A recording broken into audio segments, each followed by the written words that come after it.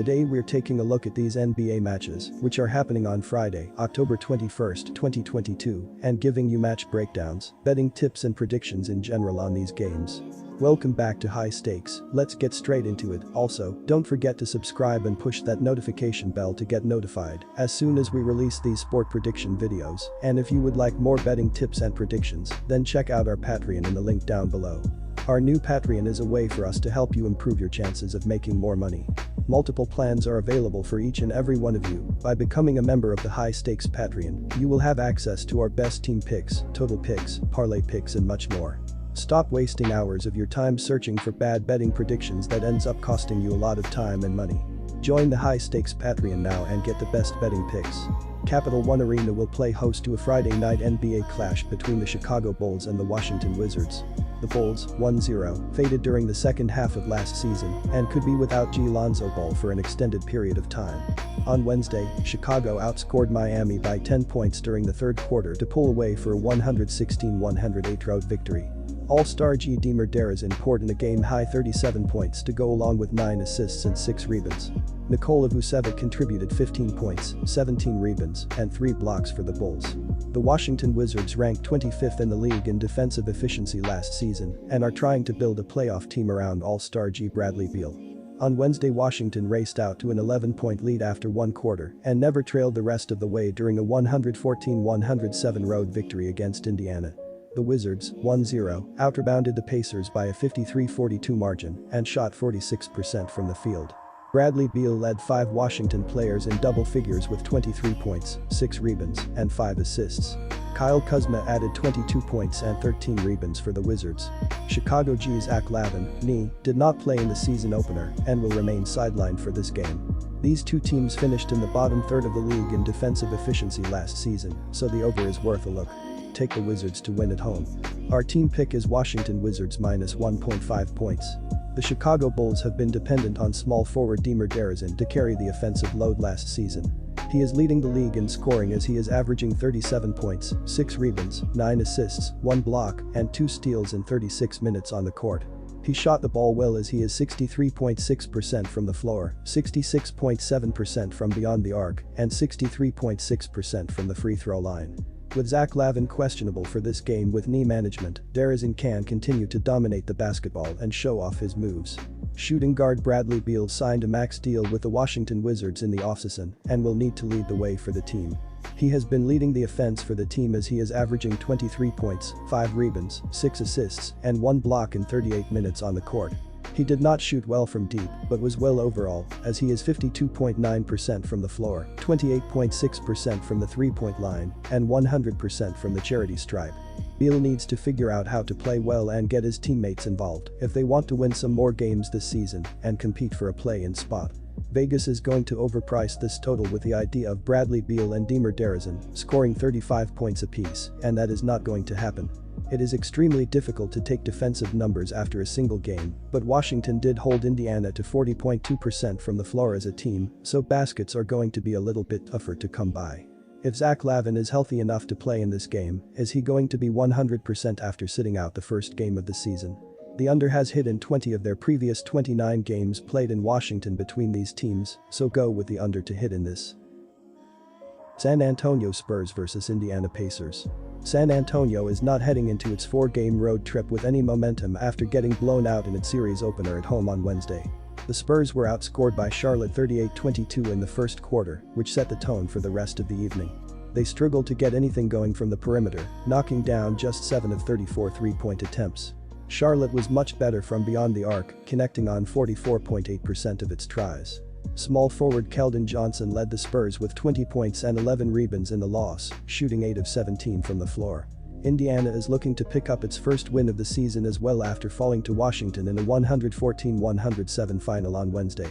The Pacers, which are on a 3-game homestand to open the year, fell behind by 11 points at the end of the first quarter and never led again, although they did do some late damage control to make the final score look better than it actually was. They left some points on the table, knocking down 14 of 21 free throw attempts.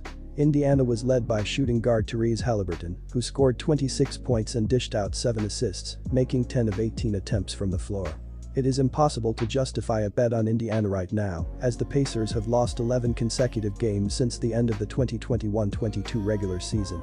They are at an even larger disadvantage right now after losing Turner for at least a week due to his freak accident ankle injury and pre-game warm-ups on Wednesday. The Pacers struggled in the paint without Turner on the court, and those issues are going to pop up again in this game.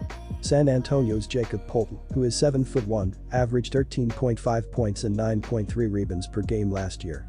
I like the Spurs to cover as underdogs, and I also like Poeltl to go over his prop totals. Our team pick is San Antonio plus 3.5 points. The Spurs never led against the Hornets as they trailed by as much as 35 points during the game. Charlotte scored more points than the Spurs in each quarter.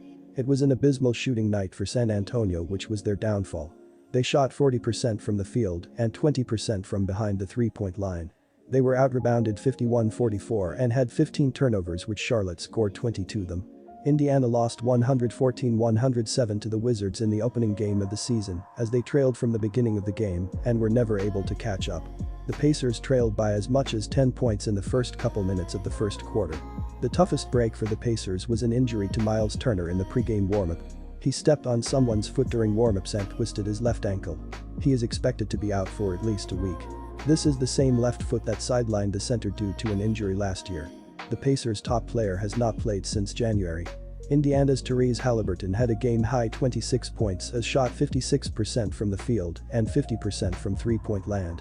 Benedict Mathurin had 19 points off of the bench in his NBA debut. The rookie from Arizona collected 7 rebounds in the defeat. Both of these teams struggled to shoot the ball in their opening game. They shot well below 50% and were barely able to make it over 100 points scored. The three-point shooting for each team is lackluster as neither team has a sharp shooter from deep. The under is 7-2 in Spurs' last 9 when their opponent allows 100 points or more in their previous game. Our total pick is under 231 points. New Orleans Pelicans vs Charlotte Hornets. In the game, the Pelicans shot an even 49% from the field, including 12 of 26 from three-point range, and connected on 18 of 25 free throw attempts in the game. New Orleans dominated the glass by a 61-39 margin, grabbed 20 offensive rebounds, and forced 16 Brooklyn turnovers in the victory. Brandon Ingram led the Pelicans with 28 points, 7 rebounds and 5 assists in the victory as one of 5 players in double figures. Zion Williamson, in his first game in over a year, poured in 25 points, 9 rebounds, 3 assists and 4 steals, while logging 30 minutes. CJ McCollum contributed 21 points while dishing out 6 assists. Trey Murphy III added 16 points, plus 9 boards off the bench, and Jonas Valanciunas posted a double-double with 15 points, along with 13 rebounds in the game. The Pelicans will look for another balanced attack in this one. Charlotte went on the road to open the season and had little problem dispatching the rebuilding Spurs to get the 2022-23 season off on a positive note. The Hornets hope that they can maintain that solid play and momentum as they return home for this contest. Against San Antonio, Charlotte took the lead for good at 4-2 and was off and running from there. The Hornets were up 38-22 after the opening quarter, led by 21 at the half and 23 after 3 quarters en route to the rout. Charlotte was without point guard LaMelo Ball, who missed the contest with a sprained ankle, but still had no problem putting away the Spurs. After the Spurs cut the lead to 10 in the late stages of the third quarter, Charlotte reeled off a 16-0 run to go up 101-75 with 11:44 to play, and the rout was on. Both teams come in off one-sided victories to open the season, and they both were on the road.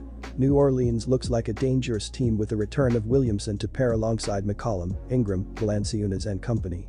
Dismantling a Brooklyn team with Kevin Durant, Kyrie Irving and Ben Simmons on their own floor was an impressive opening salvo. We saw the Pelicans put things together down the stretch last season as they pushed their way into the play-in tournament, won that and battled the Suns in the opening round of the playoffs. Charlotte put together a solid showing against an inferior team in San Antonio, but this is a stiffer challenge, even playing at home. Seeing how New Orleans looked against Brooklyn, they won't be intimidated by the Hornets. Take the Pelicans on the road again to improve to 2-0. The New Orleans Pelicans definitely look like a force to be reckoned with this season, as they were absolutely dominant in their opening game. They lead the NBA currently with 130 points, 31 assists, and 21 offensive rebounds.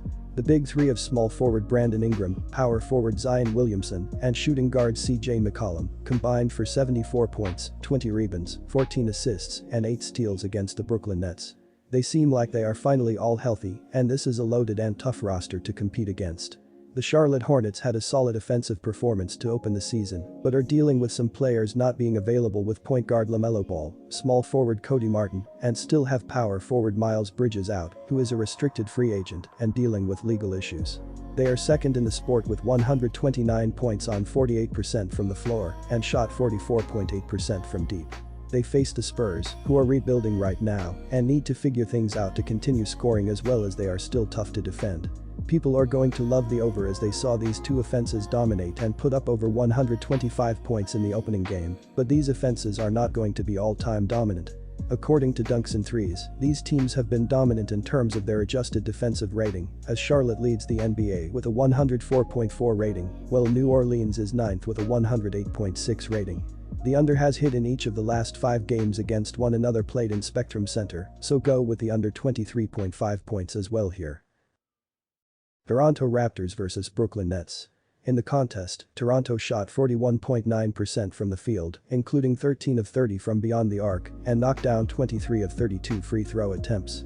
The Raptors held a narrow 41-38 advantage on the glass and overcame the Cavaliers shooting 49.4% in the game in part by forcing 17 turnovers in the contest.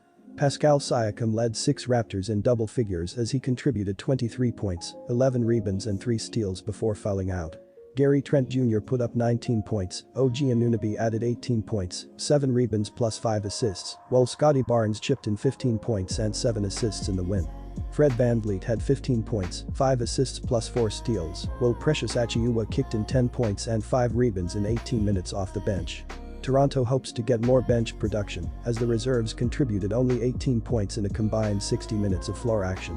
The Raptors reserves shot just 6 of 19 from the floor in the contest. The Nets shot 44.9% from the field, including a 10 of 33 showing from three-point range, and turned the ball over 16 times in the contest. Brooklyn was dominated 61-39 on the glass, including a 29 margin on the offensive boards, and allowed New Orleans to shoot 49% from the field in the game. Kevin Durant paced Brooklyn with 32 points as one of 5 players in double figures in the loss. Kyrie Irving finished with 15 points, though he shot only 6 of 19 from the floor. Patty Mills chipped in 16 off the bench, Nick Claxton posted a double-double with 13 points plus 10 rebounds, and Royce O'Neal added 10 in his Nets debut. Brooklyn will hope to get more from Ben Simmons, who struggled in his debut with the team. He finished 2 of 3 from the floor for 4 points with 5 rebounds and 5 assists, while recording a plus of -26 points. Simmons also fouled out in 23 minutes of action. This contest will be interesting as the Nets looked lackadaisical for long stretches of the game against the Pelicans. Sure, New Orleans got a boost from the return of Zion Williamson, but the fact remains that the Nets were hammered right out of the gate. Toronto had their struggles against a Cleveland squad that added Donovan Mitchell in an offseason trade, but came up with the clutch plays down the stretch to earn the victory. The Nets still have Durant and Irving to lead the way, though their showing against the Pelicans is cause for concern. Given what we saw from Brooklyn on both ends of the floor, it's tough to like them here, even at home. Take the points in the Raptors here as they claw out a win on the road. Our team pick is Toronto Raptors plus 4 points.